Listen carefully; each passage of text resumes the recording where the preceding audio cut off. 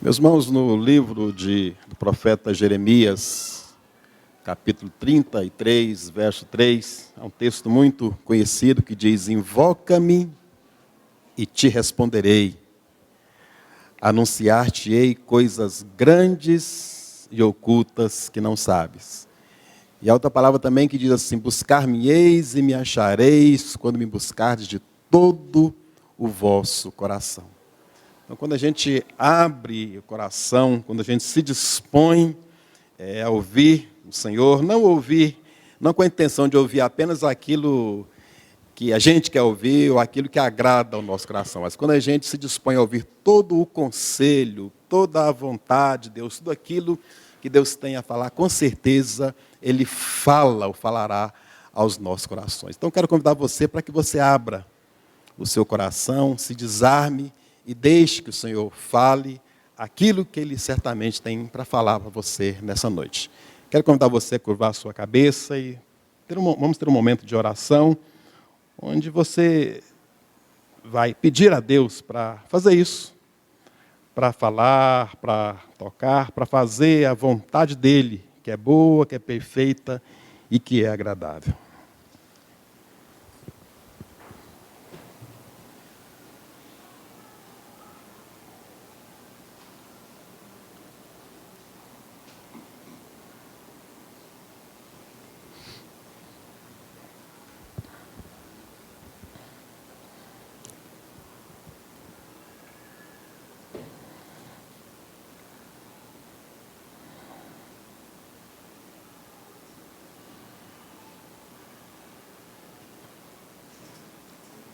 Pai, ouça o clamor, ouça a oração, a petição que o teu povo faz aqui nessa noite no teu nome.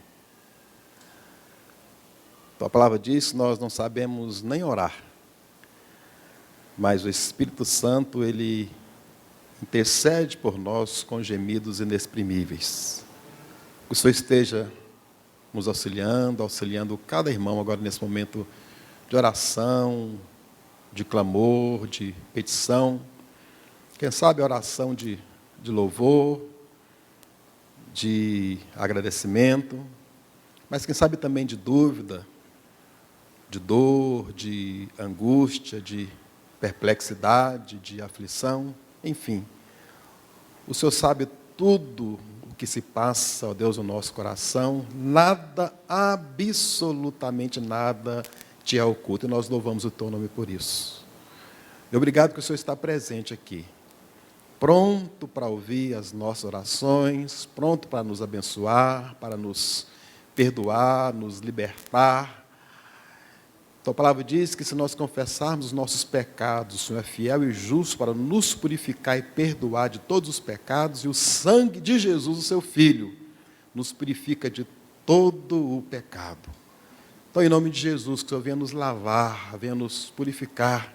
O Senhor conhece as nossas intenções, o Senhor conhece o nosso coração, o Senhor conhece a nossa maldade, o Senhor conhece a nossa depravação, enfim, o Senhor conhece toda a nossa vida. Por isso, tenha misericórdia, tenha compaixão de nós, nos perdoe mais, nos visita e fala, ó Deus, aos nossos corações, porque precisamos muito, mas muito mesmo, ó Deus, de ouvirmos a Tua voz.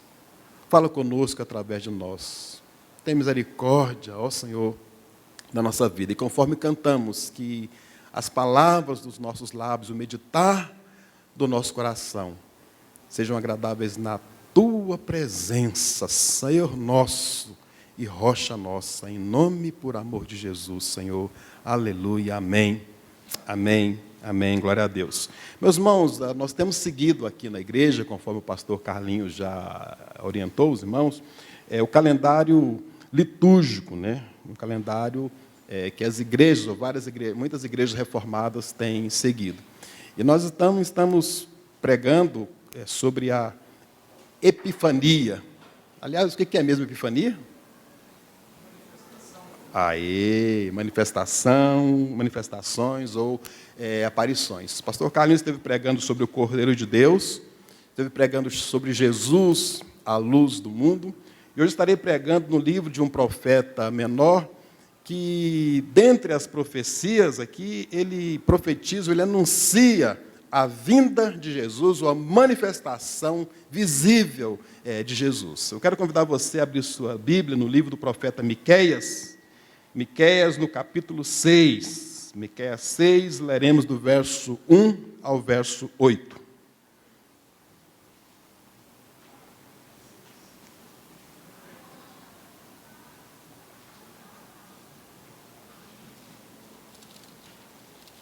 Depois de Jonas, não sei se vai ajudar muito, não. Eu já trouxe minha Bíblia aberta, então foi mais fácil de achar aqui. Miqueias 6, de 1 a 8.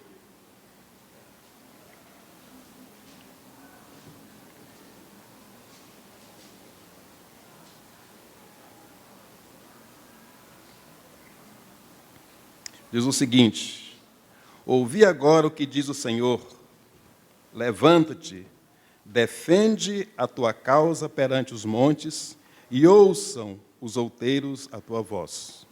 Ouvi, montes, a controvérsia do Senhor, e vós, duráveis fundamentos da terra, porque o Senhor tem controvérsia com o seu povo, e com Israel entrará em juízo. Povo meu, que te tenho feito, e com que te enfadei? Responde-me. Pois te fiz sair da terra do Egito, e da casa da servidão te remi, e enviei adiante de ti Moisés, Arão e Miriam.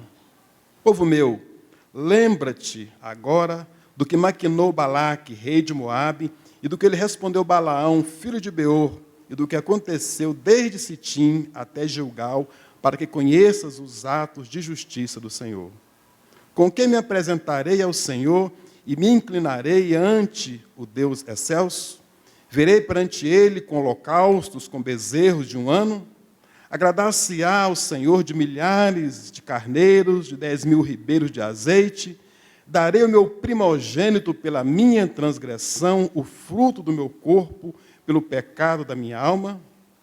Ele te declarou: ó homem, o que é bom e que é o que o Senhor pede de ti, que pratiques a justiça e ames a misericórdia e andes humildemente com o teu Deus. Meus irmãos, Miqueias foi um profeta, um profeta menor. Miqueias foi um contemporâneo de Isaías e do profeta Oséias. Diferente de Isaías, Isaías era o profeta da corte, era um homem de uma linhagem nobre que assistia ali diante do rei, e era um profeta, como eu disse, um homem muito sábio, muito eloquente. Não é à toa que o livro de Isaías é tido como o quinto evangelho. Ao contrário, diferente de Isaías, Miqueias já era de uma cidade bem pequena, uma cidade desconhecida, e não somente a cidade, como Miqueias não tinha tanta expressão ali na região.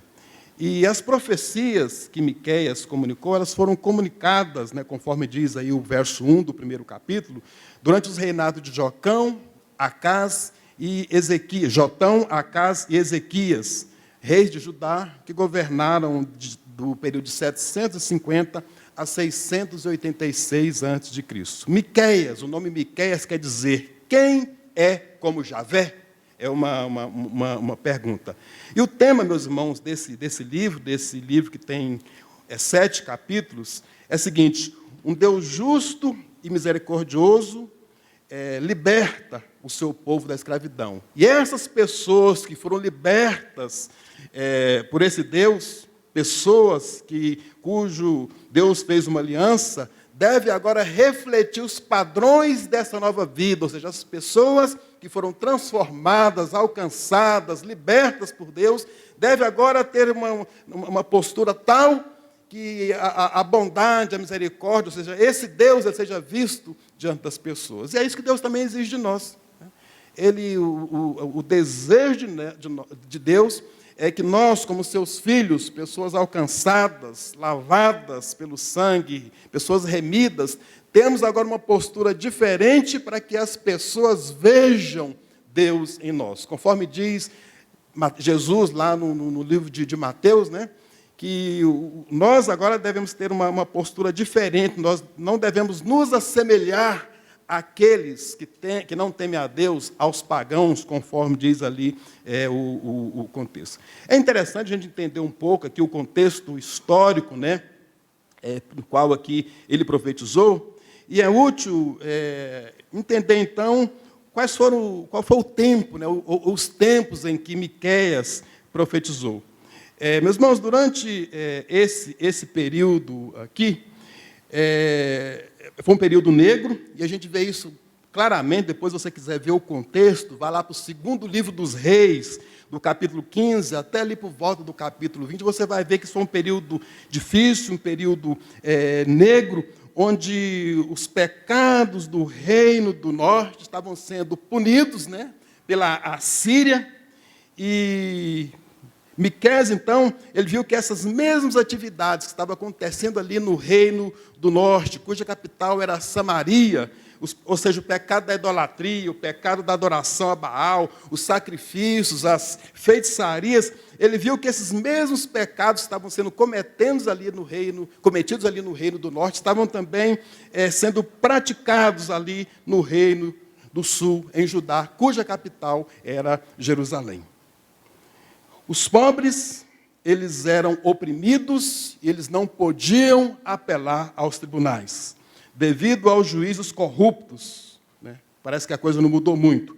E por isso, Miqueias, então, ele se levanta para defender a causa desse povo que estava, então, sendo oprimido. Interessante, meus irmãos, que a vida religiosa, ela florescia, havia sacrifícios, havia holocaustos, havia como que adoração a Deus, ela florescia, mas infelizmente, meus irmãos, era uma vida que não tinha profundidade, era uma vida religiosa que não tinha autenticidade. Isso pode acontecer comigo, pode acontecer com você. A gente pode vir à igreja todos os domingos, quem sabe também durante a semana, entregar o dízimo, erguer as mãos, louvar o Senhor, falar glória, aleluia, assoviar, chupacana. E uma postura completamente distante do propósito de Deus para a nossa vida. Ou seja, uma vida sem profundidade, sem autenticidade. E Miqueias, então, ele faz agora aqui como que um contraste, né, com essa religião popular e a fé verdadeira que envolve justiça, que envolve misericórdia, e um caminhar com Deus que leva a uma vida humilde. A gente percebe isso muito claramente aí no verso 8 do capítulo que nós lemos.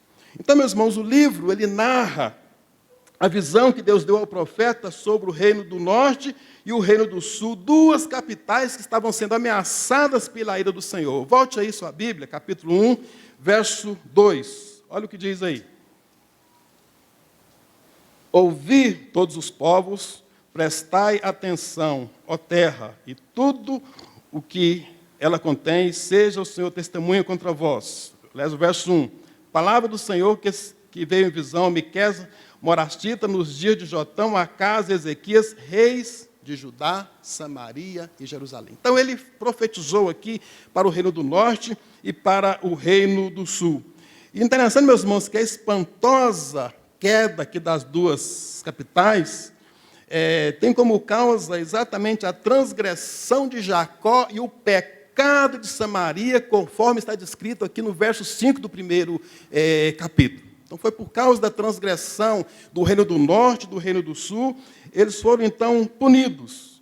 É o que acontece aqui, a gente vê a lei da causa e efeito. A gente percebe também que o próprio dilúvio, a destruição de Jerusalém e o próprio exílio mostra com grande alarde esse princípio, né, da causa e efeito, ou seja, o salário do pecado é a morte, é a punição de Deus, que a Bíblia diz, Abacuque é bem claro, que fala que Deus é tão puro de olhos, tão santo, que ele não pode de forma alguma contemplar a maldade, a injustiça e o pecado. Por isso, então, Deus pega e pune o seu povo. No primeiro capítulo, então, Miqueias, ela aponta para o pecado, né, perpetrado contra o Senhor e pelo culto idólatra que o povo estava praticando. E quando a gente vai aqui, então, meus irmãos, para o capítulo 2, a gente vê que ele frisa o pecado que era cometido contra o próximo, ou seja, a exploração econômica. Veja aí no capítulo 2, verso 1, olha o que ele diz aí. Então, capítulo 2, versículo 1. Ai daqueles que no seu leito imaginam a iniquidade e maquinam o mal à luz da alva, o praticam porque o poder está nas suas mãos. Então havia essa exploração, mas ele continua dizendo que em função disso, isso iria trazer julgamento divino, como de fato aconteceu no exílio. Olha o que diz o verso 3 do capítulo 2. Portanto, assim diz o Senhor, eis que projeto mal contra esta família, do qual não tirareis a vossa cerviz e não andareis altivamente, porque o tempo será mau. Então, a gente vê aqui a consequência, ou o juízo divino em função deste pecado. E quando nós vamos aqui para o 3º capítulo, ele vai então aqui trazer uma profecia contra as autoridades, ou seja, os dirigentes da nação, os sacerdotes, os políticos, os pregadores. Segundo ele, que eles eram responsáveis pela inversão dos valores morais, porque a Bíblia diz claramente aqui no verso 2 do capítulo 3, que eles aborreciam o bem e amavam o mal. Olha o que diz aí o 2º versículo do capítulo 3. Os que aborreceis o bem e amais o mal, e deles arrancais a pele e a carne de cima dos seus ossos. Ele continua. Aqui no capítulo 4, a gente percebe então que ele vai trazer uma profecia de um tempo remoto. Interessante que os primeiros versos aqui do capítulo 4 são idênticos ao versos 2 a 4 do 2º capítulo do livro de Isaías, que se trata, na verdade, de uma profecia que não foi cumprida até os dias de hoje. Fala da soberania de Israel, soberania espiritual de Israel sobre todas as nações e um reino universal de paz. Olha o que diz o verso 3 do capítulo 4. Ele julgará, Messias, ele julgará entre muitos povos e corrigirá nações poderosas e longínquas. Estes converterão as suas espadas em relhas de arados e as suas lanças em podadeiras. Uma nação não levantará a sua espada contra outra nação, nem aprenderão mais a guerra. Então, esse quadro panorâmico aqui, o profeta está pintando a restauração completa do Israel espiritual de Deus, ou seja, a restauração final de todas as coisas. Portanto, então, essa profecia é uma profecia que não se cumpriu ainda, mas está por cumprir e cumprirá. Porque todas as profecias, aquelas que não se cumpriram, elas irão se cumprir, porque a Bíblia diz que Deus não é homem para mentir. E o tema, então, meus irmãos, predileto, não somente deste profeta, mas dos demais profetas, é o triunfo do Senhor, o triunfo absoluto do Senhor, logo no fim da história humana. E Miqueias, então, ele colocou a vinda de Cristo como ponto central da sua revelação. Por isso, meus irmãos, esse texto também ele é tido como um texto que fala sobre epifania, porque está falando também da vinda gloriosa, da aparição, da manifestação do nosso Senhor Jesus Cristo. E o Miqueias, então, meus irmãos, ele aqui no capítulo 15, ele fala então de uma profecia acerca do Messias. E o interessante é que o Espírito Santo, ele iluminou Miqueias para identificar uma pequena cidade, uma cidade semelhante à cidade dele, que era a cidade ali de Belém, onde viria ali o Messias. E aquela cidade, sem a mínima expressão, então, se torna uma cidade notável, né, conhecida porque o Messias haveria de nascer ali. Interessante que Miqueias, então, um cidadão de uma vida inexpressiva, ele alegrou-se com essa notícia, porque, afinal de contas, Belém era uma cidade semelhante à cidade de Miqueias. Uma cidade pequena, como que um distrito, como que uma vila, alguma coisa assim, a mínima expressão. Interessante que a revelação divina, então, ela confirma que aquele bebê, aquela criança, aquele menino, meus irmãos, ele reinaria, mas ele diz assim, que aquele menino que reinaria, na verdade, é o Deus que já existe desde a eternidade. Olha o que diz aí o 2º verso do capítulo 5.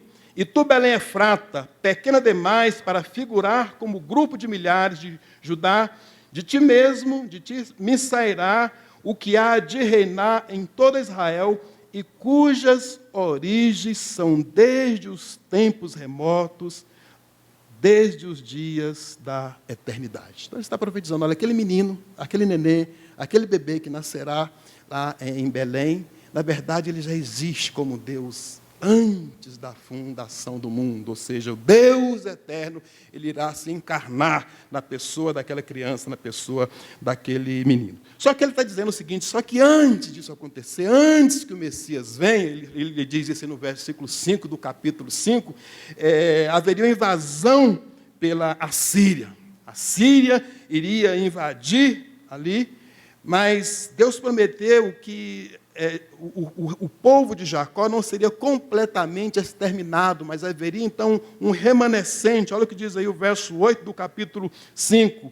O restante de Jacó estará entre as nações, no meio de muitos povos, como o leão entre os animais das selvas, como o leãozinho entre os rebanhos de ovelhas, o qual se passar, as pisará e despedaçará, sem que haja quem as livre.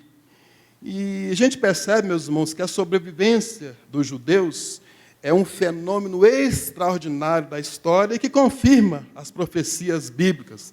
Nós sabemos que outros povos, outras nações, outros povos contemporâneos deles aqui na época, desapareceram, foram exterminados, mas Deus permite que mesmo agora, em pleno século 21, Deus permite que essa nação continue e Deus tem impedido que haja um aniquilamento aqui dos judeus. Basta a gente ver a história desse povo, né? Como esse povo sofreu, como esse povo foi perseguido, mas Deus não tem permitido, então, que esse povo seja aniquilado. E aqui no capítulo 6, a gente vê, então, que Deus coloca essa nação, Deus coloca, então, agora esse povo em xeque. E o interessante é que esses versos que nós lemos, do verso 1 ao verso 8, descreve, então, agora Deus levando o seu povo para ser julgado. E é sobre exatamente isso que eu quero pensar com os irmãos nessa noite, sobre o julgamento de Deus. E Miqueias, então, meus irmãos, ele arma aqui um cenário do tribunal. Você pode perceber aqui que há um juiz, pode perceber aqui que há o réu, que há o promotor, o júri. A gente vai perceber que as acusações elas são feitas, a defesa depois fala, e o profeta, então, ele indica o que Deus exige. Ou seja, no final, aqui no verso 8, o profeta traz como que a sentença de Deus para esse povo no final aqui desse julgamento. Então, vamos imaginar que é uma linguagem forense, é diante do tribunal, onde Deus, além de juiz, era também o promotor. Então, está havendo aqui um julgamento sobre esse povo em função daquilo, né, que esse povo havia cometido.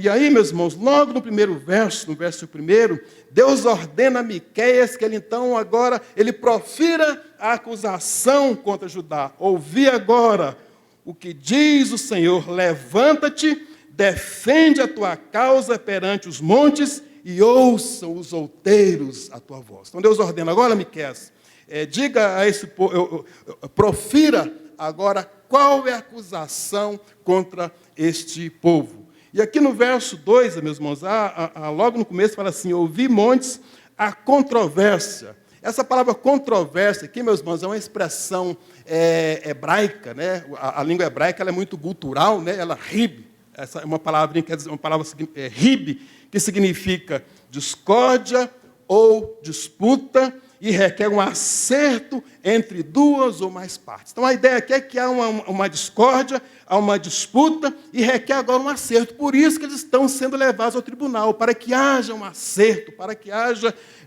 aqui um ajuste aqui das contas. E agora, então, meus irmãos, com algumas pinceladas, a gente percebe, então, que Miqueias, ele retrata um processo judicial, onde, conforme eu disse, Deus é promotor, Deus é juiz, e o povo agora está sendo julgado, e as nações vizinhas, elas são chamadas, elas são tidas como testemunhas deste julgamento que está acontecendo aqui contra o povo de Deus. O próprio Miqueias agora ele atua aqui como uma espécie de meirinho, ou seja, Miqueias ele está coordenando aqui essa ação, coordenando aqui este julgamento. Observe aí o que diz o verso 8. Deus chama, observe o que acontece, aliás, nesses versos, né, nos oito versos. Primeiro, Deus chama o réu, conforme eu já disse. Miqueias instrui as testemunhas, você pode perceber isso claramente no verso 2. Olha, ouvi montes, a controvérsia do Senhor. Então, Miqueias, ele chama aqui as testemunhas.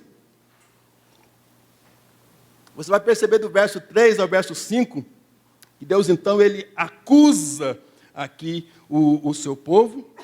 E você vai perceber do verso 6 ao verso 7, que o representante do povo, agora, ele implora misericórdia do tribunal. E Miqueias, finalmente, dá as instruções finais aqui neste julgamento. Agora, olha que coisa interessante.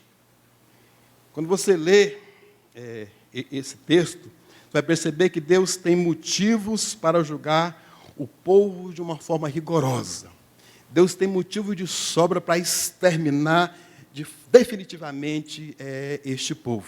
A gente percebe nitidamente isso aqui, mas Deus não faz. Ele fez isso com os amorreus. Os amorreus foram exterminados. Mas Deus usa de misericórdia com esse povo, mas, embora ele não venha extinguir com este povo, mas ele também não faz vista grossas aqui, ou não fecha os olhos para o pecado desse povo, simplesmente porque esse povo é o povo da aliança. Olha, esse povo é meu povo querido, esse povo é o povo que eu fiz uma aliança com eles, então eu vou fechar os olhos, eu vou como que ignorar os pecados desse povo. De forma alguma, Deus não age dessa forma. Interessante, quando você vai lá para o verso 3, Deus usa como se fosse um tom de súplica. Olha o que ele diz aí no versículo 3. Povo meu, o que tenho feito? Era como se fosse uma expressão aqui de súplica. O que eu tenho feito, meu povo? Com que eu enfadei? Com que eu cansei vocês? Agora, interessante, meus irmãos, que ele chama esse povo de meu povo.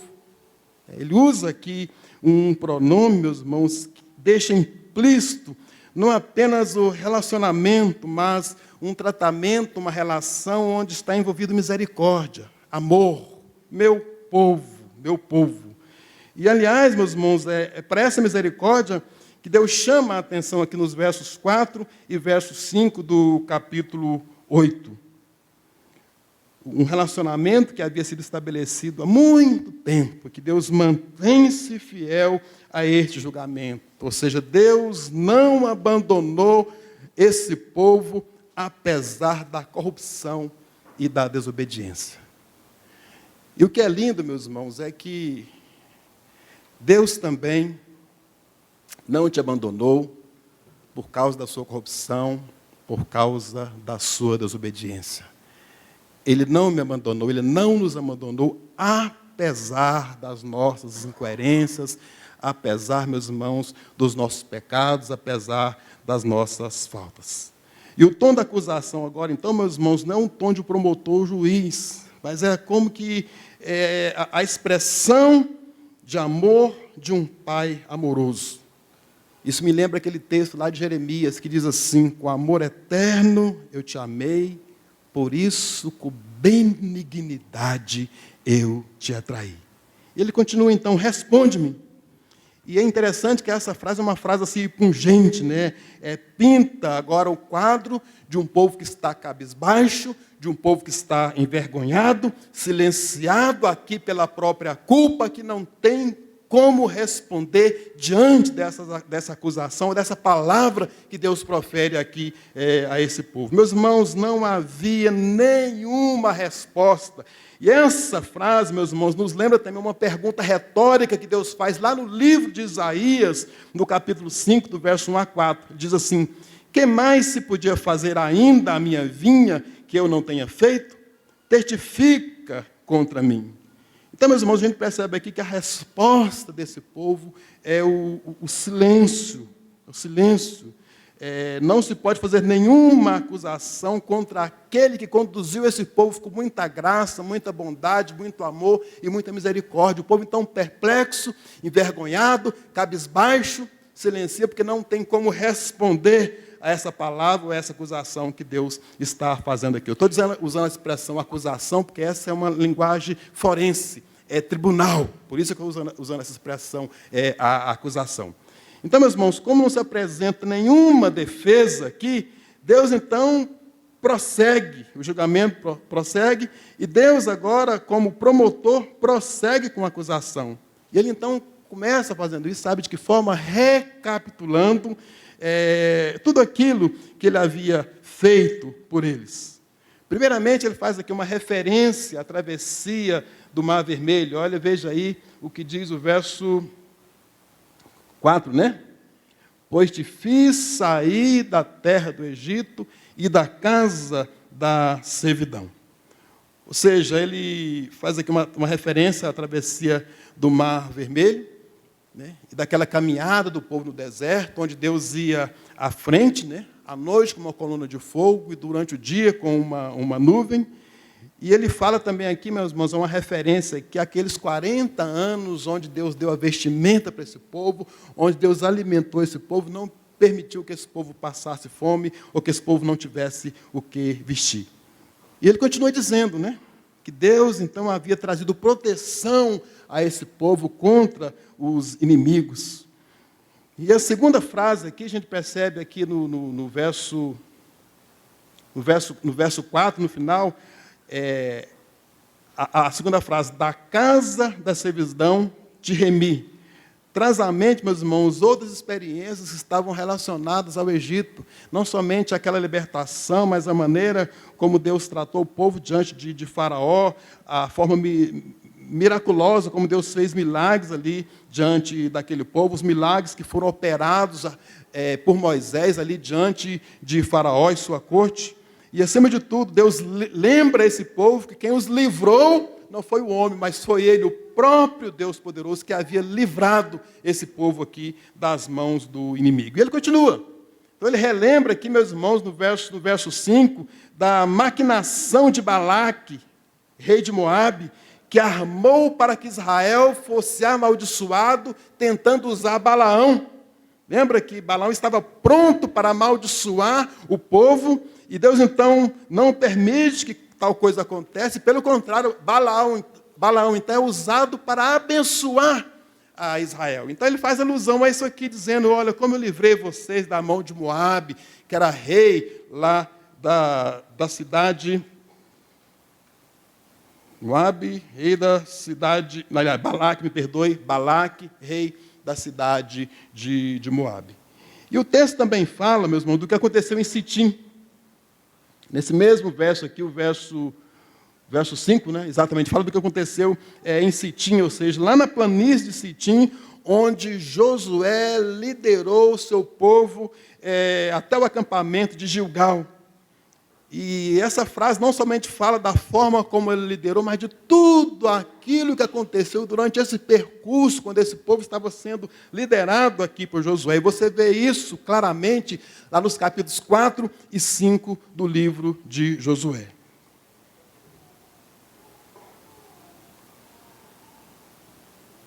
Mas ele não para. Ele continua aqui falando agora dos atos de justiça do Senhor. Finalzinho do verso 5.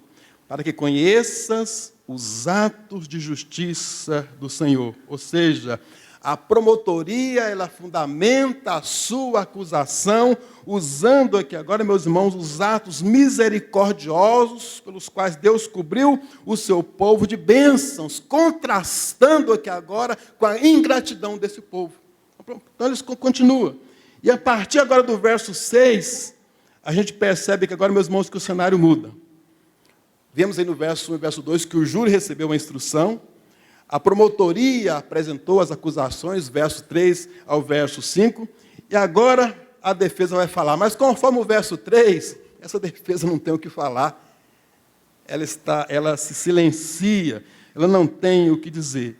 Mas, meus irmãos, convencido agora pela sua culpa, E por meio, então, do seu representante, né, o seu representante volta-se para Miqueias, fazendo a seguinte pergunta: escuta, realmente nós erramos, realmente nós pecamos. Agora, tem jeito da gente reaver o favor divino?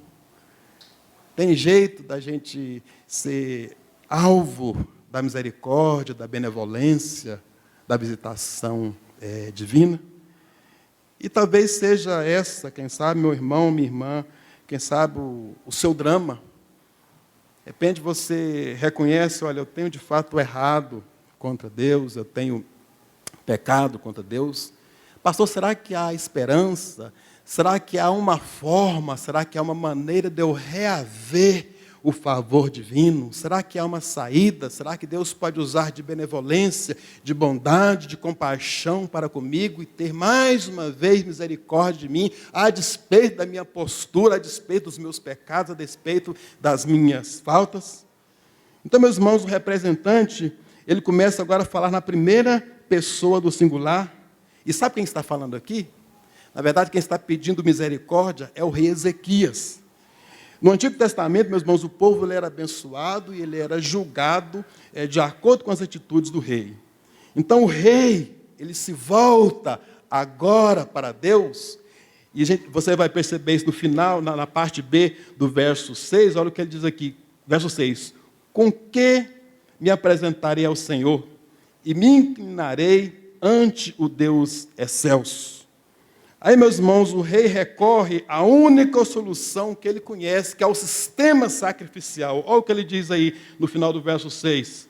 Virei perante ele com holocaustos, com bezerros de um ano, o recurso, a saída, o que ele conhece é isso, esse sacrifício, esse sistema sacrificial. Será que eu vou então agora sacrificar esses animais diante do Senhor, para que eu então alcance a sua benevolência, para que eu seja então fruto, alvo do favor divino?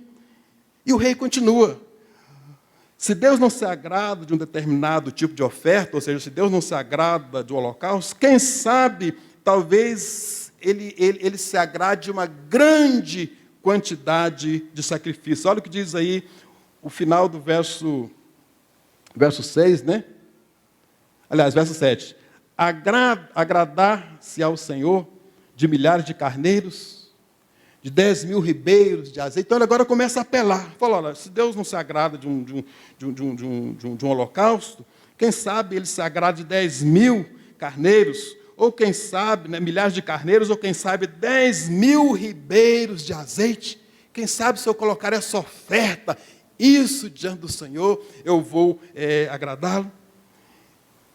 E aí, meus irmãos, a coisa piora ainda mais. Para eliminar agora esse tipo de sacrifício, ou seja, o holocausto, essa grande quantidade de sacrifício, Ezequias agora, meus irmãos, ele sugere de uma forma horrorizada uma terceira possibilidade, o sacrifício humano. Ezequias estava disposto a sacrificar o seu próprio filho para poder ver se de alguma forma a nação fosse então redimida ou perdoada do seu pecado. Interessante, meus irmãos, que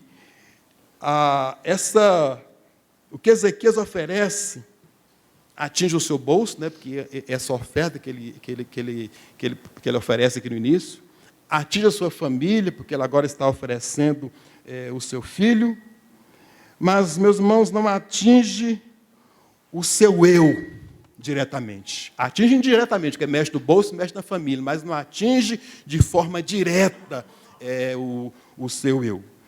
A verdade nua, meus irmãos, e crua, é o seguinte: é mais fácil sacrificar a vida do próprio filho do que sacrificar a minha vida, do que carregar a cruz, do que ter uma vida de renúncia e do que obedecer ao Senhor. É uma coisa terrível. Ele estava disposto a fazer isso, a sacrificar a família, o filho, mas não estava disposto a arrepender-se, a curvar-se diante de Deus e pedir, então, perdão pelos seus pecados e mudar a sua postura. É muitas vezes assim conosco, a gente está disposto a dar oferta, quem sabe, se pudesse, iria a pé daqui a, sei lá, Goiânia, São Paulo, Piauí, sei lá onde, entende? Iria, mas de repente não estaria disposto a obedecer ao Senhor, tendo um coração quebrantado e contrito, que é o sacrifício que agrada a Deus. Coração contrito e quebrantado não resistirá, é o que diz a Bíblia, é o que diz a palavra. E apesar de que lá em Levítico havia uma proibição expressa, Deus proibia esse negócio de sacrifício humano. Mas apesar disso, então, Ezequiel chega a esse ponto. E aí, meus irmãos, a resposta de Miqueias a Ezequias, e por conseguinte, está lá no versículo 8. Interessante que, então, Deus faz, então, agora algumas exigências como resposta. E das 3 exigências que Deus faz aqui, a gente percebe que as 2 primeiras têm a ver com o relacionamento com o homem, tem a ver com o relacionamento com o seu semelhante. E a 3ª exigência que Deus faz aqui tem, então, relacionamento direto com Deus. Primeiro ele fala assim, olha o que Deus requer de você ou de vocês é que pratique a justiça. Isso está bem claro aí no verso 8. Ele declarou ao homem o que é bom e o que é que o Senhor pede de ti. Que pratiques a justiça. O praticar a justiça aqui, meus irmãos, significa tratar os outros com equidade, de conformidade com a lei mosaica. E isso não estava acontecendo. O povo não era tratado com equidade, não era tratado de forma justa, mas havia aqui uma desigualdade onde o pobre chegava diante se é que ele conseguia chegar diante do juiz para apresentar a sua causa, e ele era ignorado. Então ele fala, olha, Deus requer isso, né? Que haja justiça. E o segundo requisito aqui, que vai além da equidade, meus irmãos, aponta para a misericórdia. É uma expressão hebraica, hesed, ou seja, vai além, meus irmãos, da justiça, mas vai para a misericórdia. Ou seja, você se compadecer, se envolver com a miséria, se envolver com a dor do próximo, amar, usar atitude de bondade diante dos necessitados, dos oprimidos, dos miseráveis. E ela abrange todos os atos caridosos, tudo aquilo que você imaginar. Então, ou seja, Deus exige então que o seu povo haja como Deus iria agir aqui diante do pobre, diante do necessitado. Mas aí, meus irmãos, finalmente não basta cumprir as exigências da lei. A 3ª exigência de Deus aqui, meus irmãos, requer que o homem procure imitar Enoque. Lá em Gênesis, capítulo 5, verso 24, diz assim que Enoque andava com Deus. Só que a expressão hebraica ali, meus irmãos, utilizada, significa Enoque andava com cuidado diante de Deus. Ou seja, Enoque andava com plena percepção daquilo que Deus quer que o seu povo faça. Então, isso é a humildade. É andar com cuidado e andar tendo plena percepção daquilo que Deus quer que nós façamos. Então, primeiro, que pratique a justiça. E, conforme eu disse, no Antigo Testamento, a justiça tem a ver com o cumprimento das exigências da lei. E o decálogo, então, aqui, ele é o prumo da justiça, ele que baliza, ele que orienta. E o homem, então, deve agir de conformidade com esse decálogo, de acordo com os 10 ali mandamentos. Com esta ênfase, então, Miqueias chamou esse povo a uma volta à palavra de Deus, agindo agora de uma forma ética. E isso é o mesmo chamado, é o mesmo apelo que Deus faz para mim, mesmo apelo que Deus faz para você. Que hajamos, que andemos em justiça, praticando a justiça de forma ética, de forma coerente, tendo encarnado no nosso dia a dia, no nosso viver, essa palavra que a gente tanto conhece. Segundo, que ama a misericórdia. A palavra hebraica, como eu disse, ela significa um amor leal. É como vimos, né, como o profeta, né? Osés fala desse amor leal. É bem verdade que é mais fácil você depositar uma quantia, quem sabe, significativa, até de forma sacrificial no gasofilácio, entregar uma oferta uma determinada quantidade, de uma forma até sacrificial diante de Deus, para quem sabe poder tapar aí a sua culpa, né? E não agindo assim de acordo com o amor e com a orientação de Deus. E, em terceiro lugar, que Deus exige que nós andemos de forma humilde. Nós não devemos esquecer que o pecado original foi o orgulho. Lembra-se lá da queda? O pecado original foi o pecado do orgulho. E hoje, meus irmãos, não somente hoje, mas de lá para cá e hoje também, a sua manifestação mais sutil é o orgulho espiritual, o clássico farisaísmo, onde eu não falo, mas lá no íntimo eu me acho superior ao meu irmão, onde eu sou mais espiritual com o meu irmão, afinal eu sou mais envolvido, afinal a minha família é uma família modelo, afinal eu dou dízimo, afinal eu tenho isso, na minha família não tem escândalos, isso, aquilo, outro. Então essa superioridade, ou seja, esse grande perigo de considerar-se mais espiritual do que os irmãos. Meus irmãos, qualquer movimento religioso que coloca alguém de uma posição de superioridade, ou seja, como um cidadão de primeira classe do reino dos céus, isso não vem de Deus. Não vem de Deus de forma alguma. Porque quanto mais nós conhecemos a Deus, quanto mais nós andamos com Deus, nós reconhecemos que nós não somos absolutamente nada. Aliás, a Bíblia já diz que nós devemos considerar os outros superiores a nós mesmos. E a virtude, meus irmãos, ela é rara.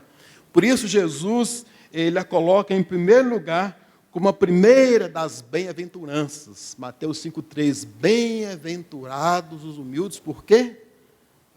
Dos tais é o reino dos céus. Só entra nos céus quem reconhece a sua miséria, só entra no reino dos céus quem reconhece que precisa de Deus, só entra nos céus quem de fato é humilde. A Bíblia diz, destes é que é o reino dos céus, deste é que é o reino de Deus. Então, meus irmãos, esta é a sentença de Deus contra você, que eu não diria contra, a favor de você, a favor de nós, povo de Deus, né? O desejo de Deus é que a gente pratique a justiça, que a gente ande de forma humilde, que a gente pratique a misericórdia. Esse é o desejo de Deus para nós. E Ele sabe que nós não damos conta. Sabe que nós não damos conta. Por isso Ele enviou o Espírito para nos assistir. Conforme eu disse aqui na oração, a Bíblia diz que nós não sabemos nem orar. Nós não sabemos, mas o Espírito Santo ele intercede por nós com gemidos inexprimíveis. A Bíblia diz que é Deus quem efetua em nós tanto querer como realizar segundo a sua boa vontade, porque nós não conseguimos, não há bem nenhum no nosso coração. Então o que a gente precisa fazer é se curvar, se lançar e depender completamente de Deus, completamente do nosso Senhor.